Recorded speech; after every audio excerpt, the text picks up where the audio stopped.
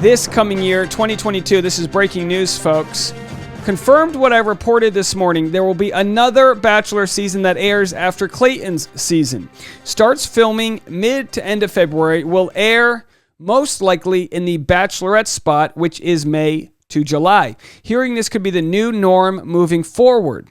As for Bachelorette, looks like it might be moved permanently to where it's been the last 2 years. Film July through end of August, beginning of September, and air October through December, like Claire, Tayshia, and Michelle's season. So the general consensus, maybe there isn't a general consensus, but one of the things you might worry about is oversaturating the show. A lot of people have said, the ones that aren't watching Michelle's season, is it's just been too much. And maybe that's my fault. Maybe we've been making way too much content this year. And then maybe ABC and The Bachelor realize, look, it's such a big market. Some people will tune in for one season. Some people will tune in for another. But the only way to make it more fair with having more leads is just to make more seasons. Now, I don't know if that's the case of what they're doing, but this could be very much what happened. You know, of course, Michelle's season was essentially made under a protest. People said, we want Michelle, and they got Katie.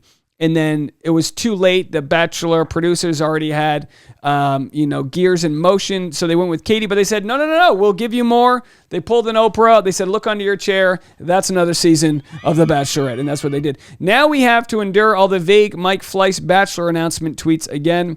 Bachelor Nation, we are fatigued from all the back-to-back programming. The producers, another one. All the Bachelor recap podcasters, Instagram pages, and sub-mods after hearing of a new addition to the torrential downpour of Bachelor Nation. I don't think I can work here any longer.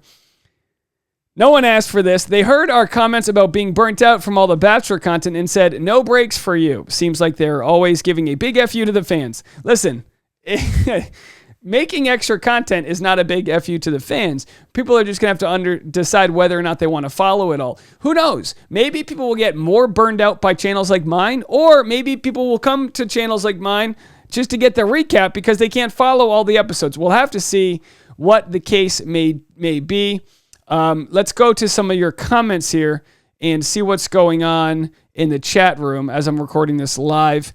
Cross Stitch Queen says, it'll give you content to cover. And of course, that is the Cross Stitch Queen who made this beautiful frame here for me. How about that? Bumping Harrisons. Of course, Lauren Zima knows a thing or two about bumping Harrisons now that they've consummated their engagement. Is that how it works over there in Greece? When you get engaged, you consummate it? All right. Can't they rotate staff? People want their Bachelor content.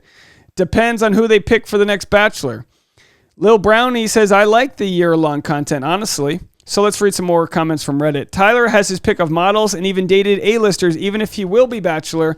Whoever he picks won't last. How'd he go back to Becky from Kansas after dating a Hadid? Who would they even pick? I'm already annoyed. Not a single person asked the producers to do this. I'm sorry, but the whole year of 2022 will be my long overdue Bachelor Nation break. I'm sure that is not the case. Y'all are addicted. Okay, I'm not spoiled for Michelle's season, so I'm not going to read the comment. Well, there's no spoilers in these comments here anyway. But the point that we've got going on is that we've, through the pandemic, as we know what went down, is the pandemic started. No one knew how long it would last. Claire's season got pushed, right? They were supposed to film it in the spring. It got pushed due to COVID till late summer. They filmed it in the bubble. It was released in the fall, and then it rolled right into Matt James' season. Now, after that, we had multiple seasons, Katie, and then we kind of went on a nonstop thing. Katie's season led into Bachelor in Paradise. 1 week off led into Michelle's season. We're going to take this puppy all the way into Christmas, take a quick break during Vlogmas, and then we're going to have our next Bachelor, which, as Reality Steve had posted, is recruiting right now. So he knew this because they were recruiting for new people to be on the show that hadn't previously been on the show. So this was the indicator that it wouldn't be some sort of novelty show, that it'd be a full new season. As for Bachelorette, looks like it might be moving, so like you said, permanently. If it's Blake, then the whole breakup thing is a coincidence. Of course, it's not Blake. Blake won't be the next Bachelor. I don't think that's going to be the case. Michelle says, can we have constant Bachelor in Paradise? It's so superior. I don't know. What do you guys think? Do you prefer Bachelor in Paradise?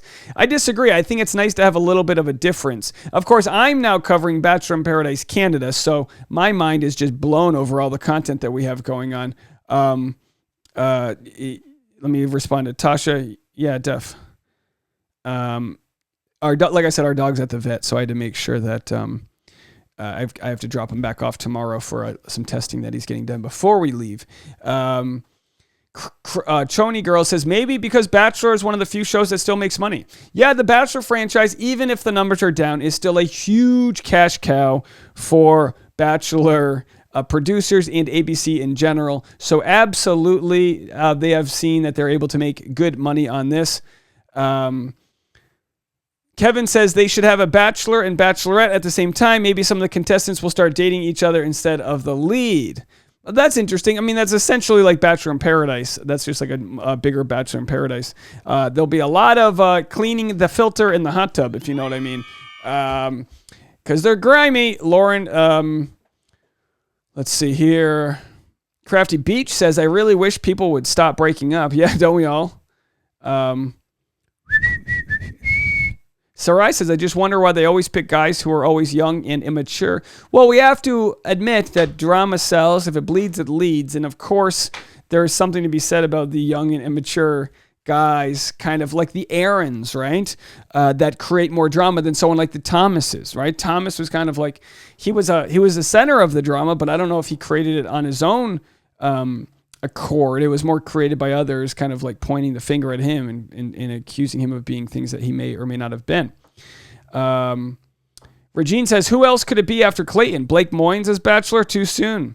Well, I mean, I guess technically it wouldn't be too soon by the time they actually filmed. I just don't think that would happen. Of course, people have said it could be Tyler Cameron. Laura with a $2 super chat. No, you could never burn us out, Dave. Well, thank you so much. Tell that to my mother. She's so sick of me. I'm kidding. Cross-Stitching Queen says, Jason Clare's first one-on-one. I vote him for Bachelor. I would not be opposed to that whatsoever. Jason would make a great Bachelor from the great University of Rhode Island. Very nice guy. Don't know if I see that being the case there as a kind of early exit guy with less of a following. But we all know that Bachelor, when they like somebody, they don't mind if they have a following or not. They kind of know that the following will come along. Crafty says, hey, is Boone okay? Yeah, he's got an allergy and he's being tested and he's kind of has some patches of skin missing. It happens once in a while. But all in all, he's doing okay. Terry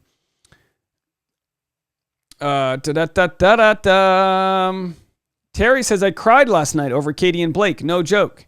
Well, the truth is, and some people can watch the show to sort of like, and not build attachments to others. But, it's the same if like, say if Tasha, my fiance, and myself, say if we broke up, I would imagine some people would be upset about that root us on, that follow us, that have built equity and time with us. So and of course, that's not the case. We're doing just great. But I could understand knowing the relationships that I root for, when they don't work out, you go, dang. And we have to remind ourselves that sometimes people are better off not working out. We just hope for the best, but if they have an issue within their relationship that's unresolvable, or if they're just not each other's person, that's okay too. They're just one stepping stone closer to either finding that person or finding the inner peace that they search for. All too often we look for the Band-Aid of somebody else to fix whatever wounds we have. And I think true love comes when we realize that we have the solutions and the Band-Aids within us to cure ourselves of whatever trauma we've been carrying around. And as we deburden that and release from the stresses and the victimization and all of the things that we've carried along with us in life, when we release ourselves from that, other people can see the glow, the radiance that can come from being authentic, from being perfectly happy in your own skin, from being confident and secure in who you are. And that's what another partner will look for. So if there's anyone out there that's wondering, why isn't it my time yet? What do I need to do, to make things right or to attract another person?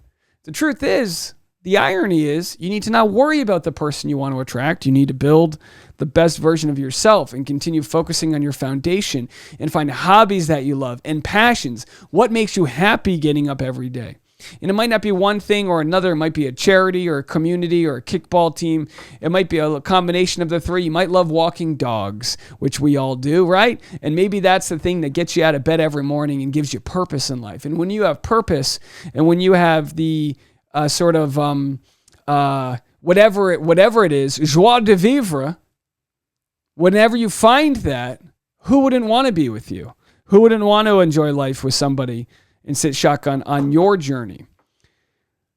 Erica Powley says, Reality Steve for Bachelor. Make some real headlines. Hey, why not? Go for it. Reality Steve for Bachelor. Greg Grippo as the next Bachelor. Could be an option. Greg Grippo could be an option. We've got this post, Greg Grippo. So we're really not going to talk about the song in Greg's story right now. I'll play just a second of it here. This was Greg's Grippo story today. Don't mind us. I'm not going to play the audio, so just so I don't get tripped on the licensing. But this is what was said here in his audio. Plays for you guys. 'Cause it seems like a short life, but it feels like a long time when I remember everything.